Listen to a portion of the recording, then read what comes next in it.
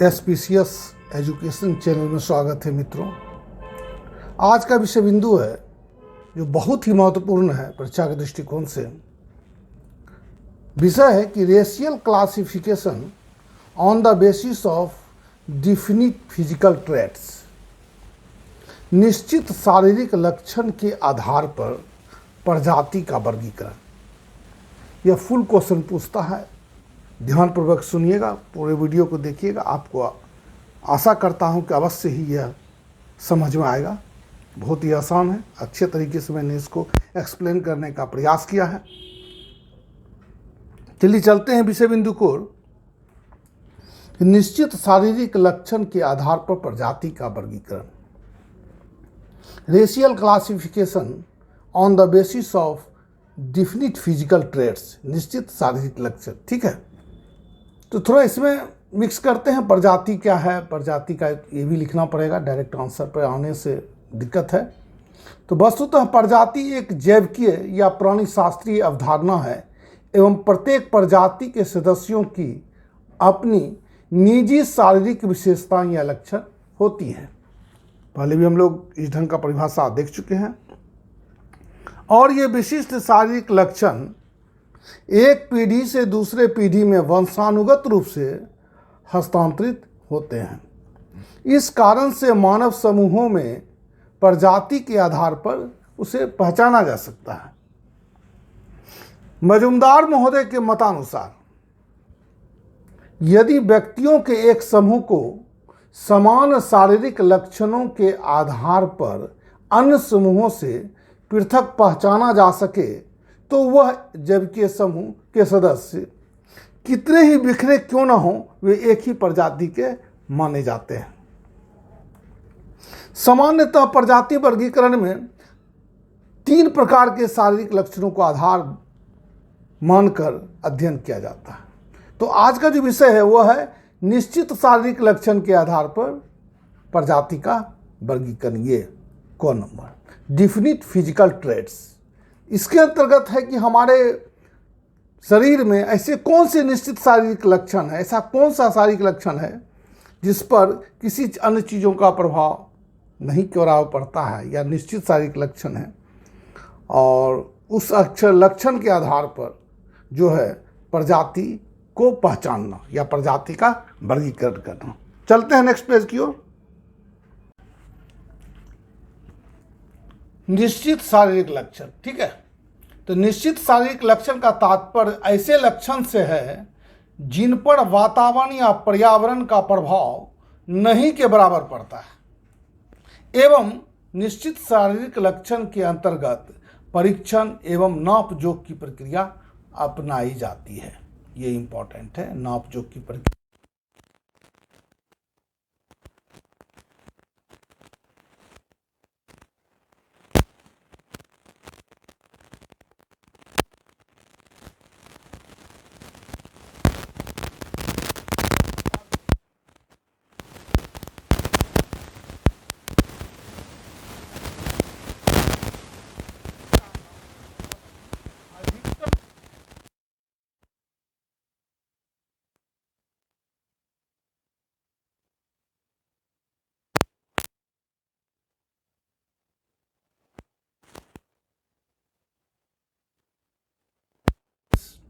चौथा है कद का आकार, स्ट्रेचर, लंबाई समझते हैं ना, वही है। खोपड़ी का घनत्व, क्रेनियल डेंसिटी। अगला पॉइंट है एलियो रक्त समूह, और उससे अगला 7वां है डर्माटोग्लाइफिक्स यानी त्वचीय प्रतिरूप। ये सभी क्या है, निश्चित शारीरिक लक्षण है। करते हैं सिर की बनावट, शीर्ष दिशना या कपाल दिशना।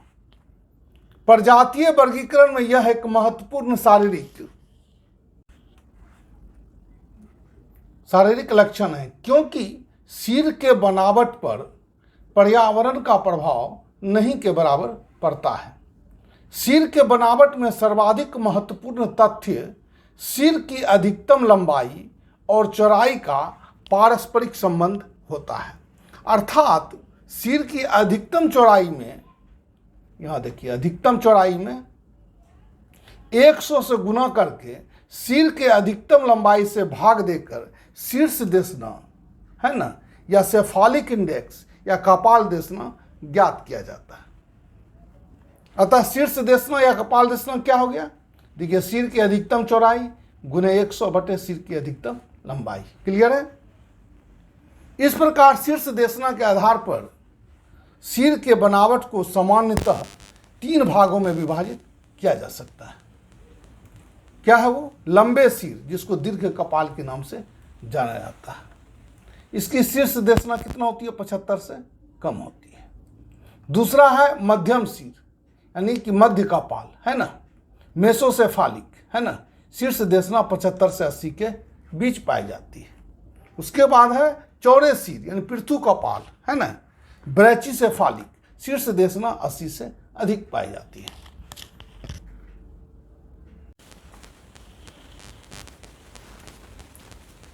अब है लंबे सिर वाले प्रजाति, यानी दीर्घ कपाल कहाँ कहाँ पाए जाते हैं?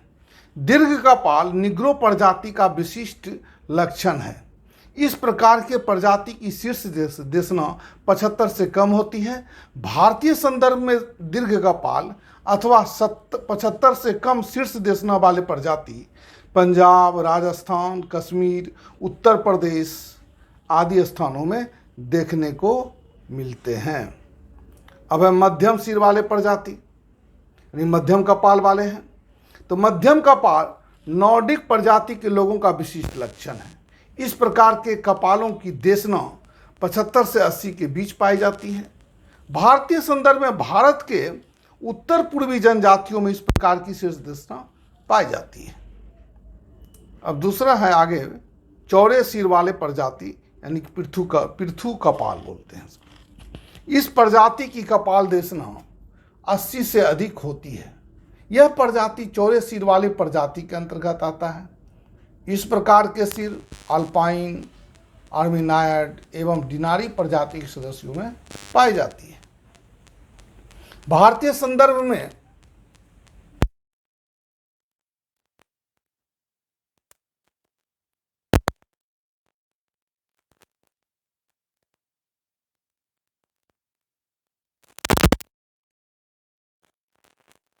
जाते हैं, बहुत इंपॉर्टेंट पॉइंट्स।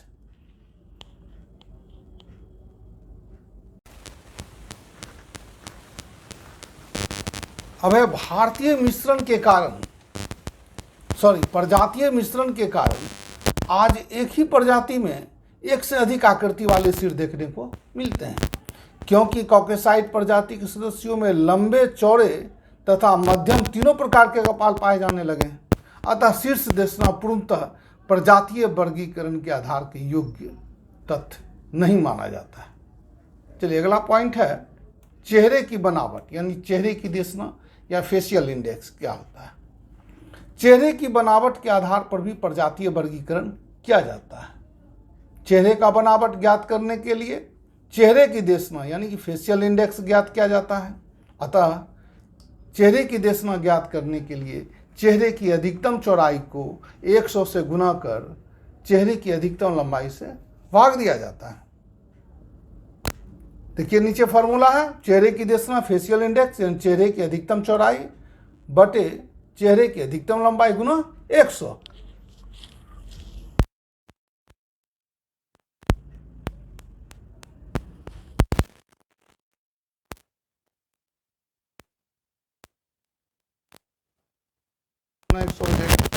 ठीक है, चलते हैं नेक्स्ट पॉइंट की ओर। इस प्रकार चेहरे की देशना के आधार पर चेहरे की बनावट को निम्नलिखित 5 भागों में विभाजित किया गया है। अत्यधिक चौड़ा चेहरा, चेहरे की देशना होगी 78.9 से कम होगी। चौड़ा चेहरा चेहरे की देशना 83.9 के बीच होगी। मध्यम चेहरे, इसकी चेहरे की देशना कितना होगी? 84 से 87.9 तक होगी।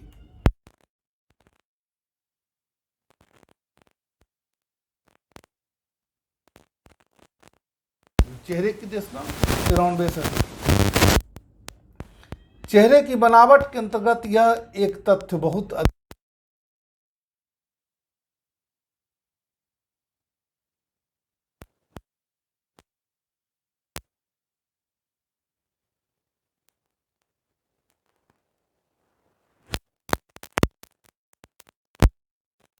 के लोगों का चेहरा, देखिए यहाँ पे निग्रो प्रजाति के लोगों का चेहरा आगे की ओर अधिक निकला हुआ होता है, जबकि मंगोलियन तथा कॉकेशियन प्रजाति के लोगों का तुलनात्मक रूप से कम मात्रा में प्रोग्नेथिज्म का लक्षण दृष्टिगोचर होता है।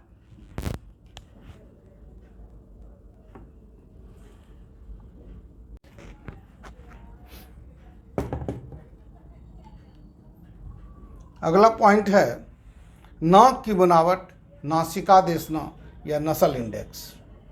सिर एवं चेहरे की बनावट की भांति नाक का बनावट भी एक निश्चित शारीरिक लक्षण है जिस पर पर्यावरण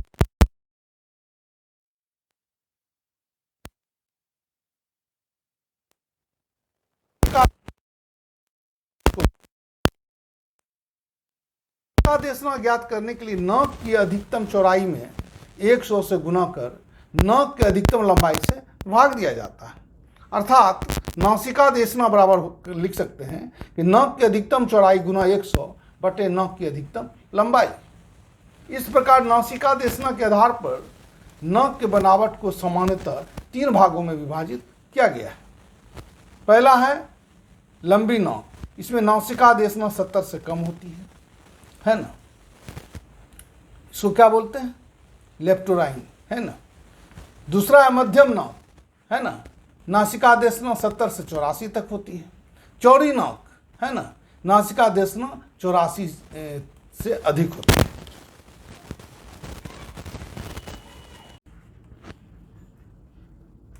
इस प्रकार से लंबी तथा पतली नाक कॉकेशियन प्रजाति यानी गोरी प्रजाति का प्रमुख लक्षण है।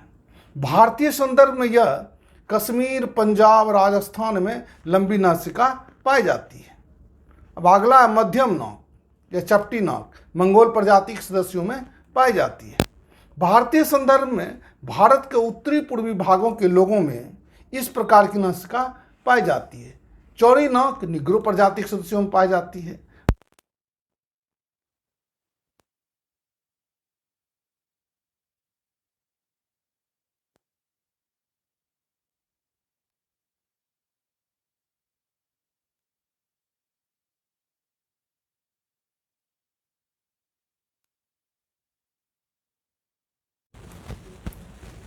अगला चौथा पॉइंट है कद का आकार, स्टेचर। प्रजाति निर्धारण में कद को एक निश्चित शारीरिक लक्षण माना जाता है। पर्यावरण के प्रभाव से विभिन्न प्रजातियों के कद में थोड़ा सा अंतर देखने के बाद भी यह एक निश्चित सीमा के अंदर ही घटता बढ़ता है। विभिन्न प्रजातियों में पाए जाने वाले कद को सामान्यतः 5 भागों में विभाजित किया गया है। बहुत छोटा कद 4 फुट 7 इंच से लेकर 4 फुट 11 इंच तक। छोटा कद 4 फुट 11 इंच से लेकर 5 फुट 3 इंच तक। मध्यम कद 5 फुट 3 इंच से लेकर के 5 फुट 7 इंच तक। लंबा कद 5 फुट 7 इंच से 5 फुट 10 इंच तक। अब बहुत लंबा कद 5 फुट 10 इंच से 6 फीट 7 इंच तक। इस प्रकार बहुत छोटा कद यानी सबसे छोटा कद एशिया के निग्रो का यानी बुशमैन का होता है। छोटा कद मंगोलियन प्रजाति का होता है। मध्यम कद निग्रो प्रजाति का होता है। लंबा कद कॉकेशियन प्रजाति का होता है। अब बहुत लंबा कद नॉर्डिक प्रजाति का होता है, जैसे दक्षिण में पेंटागोनिया का निवासी, है ना, इसका उदाहरण है।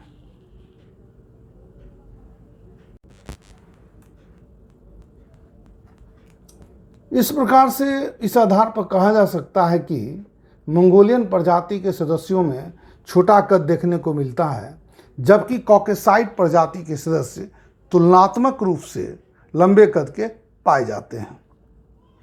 अगला पॉइंट है खोपड़ी या कपाल का घनत्व यानी कि स्कल कैपेसिटी, है ना। मानव के खोपड़ी के घनत्व को भी निकालकर प्रजाति का वर्गीकरण किया जाता है। खोपड़ी का घनत्व निकालने के लिए मृत व्यक्ति के खोपड़ी में सरसों या अन्य वस्तु यानी जैसे कि रेत भरकर ज्ञात किया जाता है। यह एक निश्चित शारीरिक लक्षण है जिस पर वातावरण का प्रभाव नहीं के बराबर पड़ता है।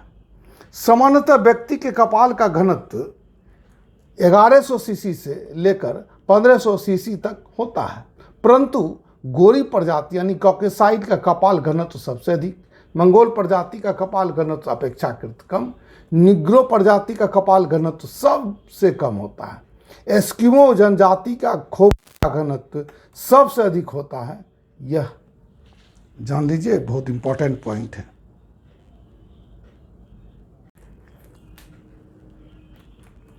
परंतु यह बात ध्यान में रखना आवश्यक है कि कपाल के घनत्व का अधिक या कम होना, ऐसा संबंध उस व्यक्ति के आईक्यू से बिल्कुल ही संबंधित नहीं होता है। अगला पॉइंट है एबीओ रक्त समूह के आधार पर। रक्त एक ऐसा निश्चित शारीरिक लक्षण है जिस पर पर्यावरण का सबसे कम प्रभाव पड़ता है। रक्त को मुख्यतः 4 प्रमुख समूहों में विभाजित किया गया है, ए, बी, एबी और ओ। यद्यपि किसी एक प्रजाति के विभिन्न सदस्यों में विभिन्न रक्त समूह पाए जा सकते हैं, लेकिन इतना अवश्य है कि एक प्रजाति के अधिकतम सदस्यों में किसी एक रक्त समूह की प्रधानता या बारंबारता पाई जाती है। साधारणतया गोरे रंग की प्रजाति यानी कॉकेसाइड में ए रक्त समूह की प्रधानता पाई जाती है। पीत वर्ण यानी कि मंगोलाइड में बी रक्त समूह की प्रधानता पाई जाती है। काला वर्ण यानी कि निग्राइड में ओ रक्त समूह की प्रधानता पाई जाती है।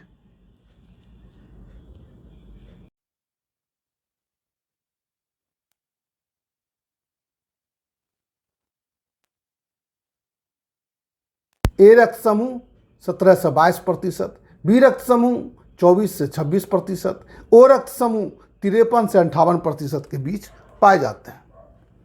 इस प्रकार दक्षिण भारत में ए रक्त समूह की बारंबारता न्यूनतम तथा बी एवं ओ की बारंबारता उच्चतम पाई जाती है तथा पूर्व से पश्चिम की ओर बढ़ने पर ए की आवृत्ति बढ़ जाती है तथा बी की आवृत्ति में कमी आने लगती है। ठीक है, चलिए चलते हैं नेक्स्ट पॉइंट की ओर। त्वचीय प्रतिरूप के आधार पर डर्माटोग्लाइफिक्स है ना, इसके अंदर क्या आता है? हस्त मन हाथ, अंगुल में अंगुली तथा पाद पैर पर पाए जाने वाले चिन्ह, आप देखेंगे हथेली वगैरह पर कुछ चिन्ह पाए जाते हैं, एवं रेखा के आधार पर जो होता है